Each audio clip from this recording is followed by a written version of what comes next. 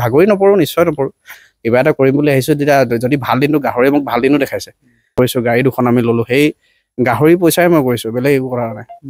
বাগানো অকণমান যদি লগাব বিচাৰিছোঁ, মই গাহৰি পইচাই কৈছোঁ। পোৱালি গাহৰি বিকিছোঁ, 4টা পোৱালি বিকিলোঁ ধৰি লওক, তাৰে পইচা পালোঁ, মই চাহ পুলি তাতে কিনিলোঁ। গতিকে গাহৰিয়ে মোক একো অসুবিধা কৰা নাই। শিৱসাগৰৰ নাজিৰাৰ ভিতৰত শ্ৰেষ্ঠ পশুপালক হিচাপে প্ৰাঞ্জলে যি ধৰণৰ স্বীকৃতি লাভ কৰিলে, এতিয়াতো এটা ডাঙৰ প্ৰত্যাহ্বান আহি গৈছে। এইটো ভাগৰি পৰাদৈ হৈছে নেকি, কিবা কেনেকুৱা এতিয়া? নাই, মনটোত নিশ্চয় বেয়া লাগিব, আৰু ব্যৱসায় ভিত্তি বুলিয়ে নহয়, আচলতে বস্তুখিনিৰ প্ৰতি এটা মৰমো থাকে, নহয় জানো? গতিকে আচলতে সিহঁতে মোক কেতিয়াও বিপদত পৰিব দিয়া নাই, বেলেগ কথা একো নাই। মোৰ সেইটোতেহে অলপ বেয়া লাগে। মানে মোৰ যেতিয়াই অসুবিধা হৈছে, ফিনেন্সিয়েলিয়ে হওক, যেতিয়া প্ৰব্লেম এটাত ফেচ কৰিছোঁ, তাহাঁতেই মোৰ লগত সাৰথি হৈ আছে মানে। গতিকে সিহঁতৰ কাৰণে মই চিনাকিও পালোঁ, সিহঁতৰ কাৰণে মই ফিনেন্সিয়েলি ষ্টেবল হ'লোঁ। গতিকে মই নাজিৰাৰ ভিতৰত মই শ্ৰেষ্ঠ পশুপালক হিচাপেও মই নিয়োজিত হৈছিলোঁ।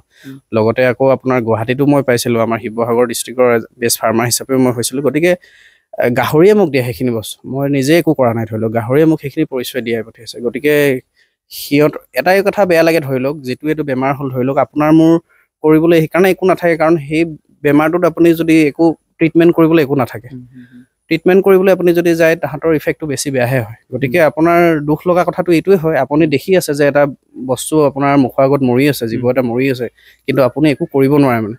তাতকৈ দুখৰ কথা একো নাই মানে। গতিকে সেইকাৰণে আমি সোনকালে টেষ্টখিনি কৰাই পেলাই, যাতে তাহাঁতৰ আৰু ইমান বেছি কষ্ট নহওক, কাৰণ আমিও কষ্ট দেখি আছোঁ সদায় পোৱালিখিনি। কাৰণ এনেকুৱা হয় ধৰি লওক, পোৱালিখিনি দিলে কিছুমান গাহৰি এনেকুৱা হ'ল, 4 দিনতে ধৰি লওক মাকজনী ঢুকাই গৈছে। তো 4 দিন ঢুকোৱাৰ পিছত সেই পোৱালিটোক মানে আমি আমাৰ ফালৰ পৰা যিমান পাৰি কৰিছোঁ, আমি পোহৰৰ ব্যৱস্থা কৰি দিছোঁ, গাখীৰৰ ব্যৱস্থা কৰি দিছোঁ, কিন্তু মাকৰ সমান সেইটো হ'ব নোৱাৰে মানে। মাকৰ যিটো গাখীৰে হওক বা যিয়ে হওক, সেই বস্তুখিনি দিব নোৱাৰে। গতিকে সেই তেনেকৈও বহুত পোৱালি মৰি গ'ল। গতিকে সেই দুখ কষ্টখিনি আমি তাহাঁতৰো চাবলৈ অলপ কষ্ট পোৱা হ'লোঁ। লাহে লাহে সেইকাৰণে ভাবিলোঁ যে ডিপাৰ্টমেণ্টক আমি সোনকালে জনাই পেলাই, আৰু সোনকালে মই জনালোহেঁতেন, কিন্তু এই পূজাৰ বতৰৰ কাৰণে সেইখিনি সময়ত আমাৰ অলপ দেৰিও হৈ গ'ল। কিন্তু আমি যিমানখিনি পাৰোঁ ডেইলি আমি 5টা 6টাকৈ গাহৰি সদায় পুতিলোঁ। সেই তেনেকৈ হৈ আজি ধৰি লওক 11 তাৰিখে আমাৰ সম্পূৰ্ণ শেষেই হ'ল আৰু ধৰি লওক। আৰু ভাগৰি নপৰোঁ, নিশ্চয় নপৰোঁ।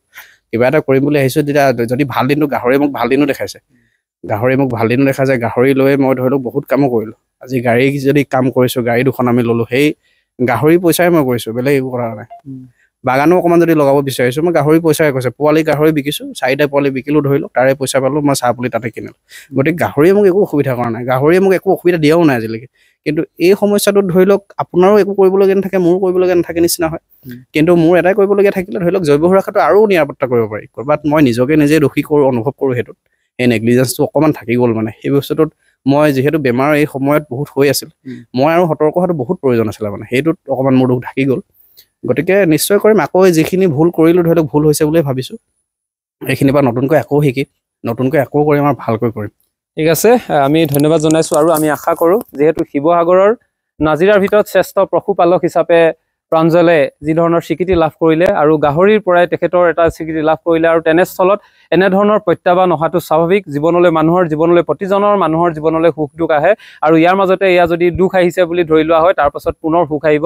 এই আমি আশা কৰোঁ কেৱল শিৱসাগৰ বা নাজিৰা নহয়, সমগ্ৰ অসমৰ ভিতৰতে শ্ৰেষ্ঠ পশুপালক হিচাপে স্বীকৃতি লাভ কৰক। অনাগত সময়ত আকৌ গাহৰি পালন কৰক, জৈৱ বৈচিত্ৰ্যৰ প্ৰতি, আৰু যি ধৰণে আচলতে যি নীতি নিয়মৰ মাজেৰে গাহৰি পালন কৰিব লাগে, সকলোবোৰ নীতি নিয়মৰ মাজেৰে যদি পালন কৰে, অনাগত সময়ত আৰু সুন্দৰকৈ জিলিকি উঠিব প্ৰাঞ্জল পাঙিং। আমিও এই সময়ত তেখেতক সাহস যোগাইছোঁ, আৰু বৰ্তমান সময়ত আমি দেখাইছোঁ যিধৰণে গাহৰি আছিলে, অৰ্থাৎ এটা সময়ত আপোনাৰ কেনেকুৱা অনুভৱ হয়, ঘৰত পোহপাল কৰা কুকুৰা ছাগলীয়ে হওক, যি ধৰণে যেতিয়া কোলাহল কৰে, আপোনাৰ কিমান এটা মন ভাল লাগে, বা অৰ্থাৎ মালিকজনক চিনি পাইছে সকলোৱে। আৰু তেনেস্থলত এই পৰিৱেশটো এতিয়া এনেকুৱা এটা হৈ পৰিছে যেন একেবাৰে মৌন হৈ পৰিলে। তথাপিও কিন্তু আমি সেই আশা, যি প্ৰত্যাহ্বান জীৱনত আহিলে, এই প্ৰত্যাহ্বান নেওচিও অনাগত সময়ত আমাৰ প্ৰাঞ্জল পাঙিং পুনৰ আগবাঢ়ি যাব বুলি আশা কৰিলোঁ। আৰু আমি শিৱসাগৰবাসী সকলোকে অনুৰোধ জনাইছোঁ, আপোনালোকেও আপোনালোকৰ গাহৰি পালন কৰাৰ ক্ষেত্ৰত এতিয়া সাৱধানতা অৱলম্বন কৰক, আৰু এই সাৱধানতা অৱলম্বন কৰিলে আপোনালোকৰ যি ব্যৱসায়, এই ব্যৱসায় সুন্দৰকৈ চলিব, আপোনাৰ মৰমৰ গাহৰিটো সুন্দৰকৈ জীয়াই থাকিব। ধন্যবাদ।